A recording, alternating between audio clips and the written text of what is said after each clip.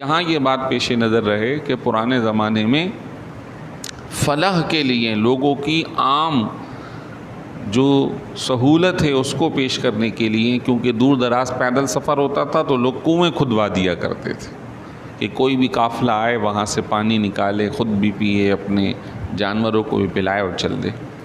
یہ عرصے دراز سے فلاح کا کام جاری ہے، جس کو ہم صدقہ جاریہ کہتے ہیں۔ یہ عرصے سے چلا آ رہا ہے کہ لوگوں کی فلاح اور بہبود کے لیے لوگ کام کرتے رہے ہیں۔ اس کو کہتے ہیں وقف۔ وقف کی دو صورتیں، ایک وقف وہ ہے جس کو وقف عام کہا جاتا ہے، جس میں اپنے پرائے سب فائدہ اٹھا سکتے ہیں، جیسا کہ یہ کنواں، جیسا کہ یہ مسجد، جیسا کہ مدرسہ، جیسا کہ پرانے زمانے کے اندر پیدل سفر کرنے والوں کے لیے اسٹے ہاؤس بنا دیا جاتا تھا، سرایا، کہ بھئی آپ رات بھر تھک گئے ہو، وہاں جا کے رہ جاؤ، ٹھہر جاؤ، رات کو سو لو، اس کے بعد صبح اٹھ کر وہاں سے چل دینا۔ پھر سرائے خانوں کے اندر لوگ کچھ آ کے رہائش پذیر ہو جاتے تھے جو اپنا کاروبار چلا لیتے تھے، کہ کھانا پکانا یہ انتظام کرتے تھے، لوگ وہاں گئے، کھایا پیا سوئے، اس کے بعد چل دیے، اس کو اس کی اجرت دے دی۔ تو اس کا جو نیا ماڈل ہے وہ ہمارے زمانے میں ہوٹلز ہیں۔ اب اچھے بھی ہیں، کمتر بھی ہیں، بڑے بھی ہیں، ٹھیک ہے جی۔ تو یہ بہت پرانا سلسلہ چلا رہا۔ تو وقف کے اندر جو وقف کرنے والا ہوگا اس کو اس کا ثواب ملے گا۔ دوسری بات ایک ہوتا ہے وقف خاص، ایسے بھی کوئی وقف کر سکتا ہے۔ مثلا پرانے زمانے میں چلا کرتا تھا، اور صحابہ کرام سے بھی ثابت ہے کہ ان کے پاس کوئی زمین اگر ہوتی تھی تو وہ یوں وقف کرتے تھے کہ یہ زمین میری آل اولاد پر وقف ہے، اس زمین سے جو بھی پیسہ آتا رہے گا میرے بچوں کو، ان کے بچوں کو، ان کے بچوں کو ملتا رہے گا، یہ کسی کی ملکیت نہیں ہوگی، ہوگا ہمارے خاندان کا، لیکن خاندان کی بنیاد پہ اس کا جو بھی حصہ نکلتا رہے گا وہ ان خاندان والوں کو ملتا رہے گا۔ اس کے لیے ایک بندہ متولی مقرر کر دیتے تھے۔ اسی طرح وقف کی جو زمینیں ہیں وہ حکومت کی بھی ہیں، وقف املاک۔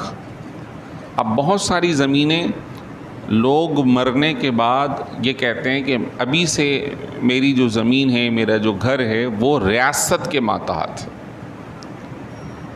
تو بہت ساری زمینیں جس کے خود لوگ مالک ہوتے ہیں وہ ریاست کو وقف کر دیتے، پھر ریاست لوگوں کو مختصر کرایوں پہ دے دیتی ہے، جیسا کہ ہمارے اولڈ سٹی ہاؤس کے اندر بہت سارے مکانات، گھر، بلڈنگیں وقف ہیں۔ یہ وقف ایک بہت زبردست چیز ہے، اگر اس کو حکومت صحیح طور پر چلائے تو ہمارے ملک پاکستان میں وقف املاک اتنی زیادہ ہے جس کی کوئی حد نہیں، خالی اور بنجر پڑی ہوئی ہے۔ اس وقت ملیشیا معیشت کے اعتبار سے بہت اونچی ہے، خصوصاً جو اسلامی بینکاری یا یوں غیر سودی بینکاری کا جو ہب ہے وہ ملیشیا، انڈونیشیا، ان علاقوں کے اندر زیادہ ہے۔ تو کہتے ہیں کہ انہوں نے سب سے زیادہ کام وقف املاک پر کیا ہے۔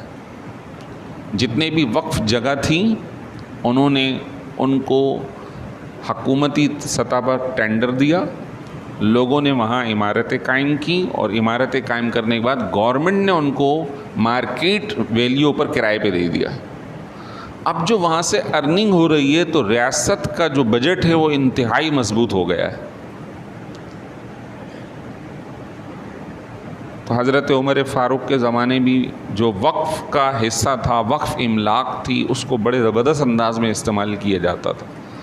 تو گویا اگر سمجھ بوجھ کر کام کیا جائے تو یہ وقف کا جو حصہ ہے وہ بڑا شاندار ہے۔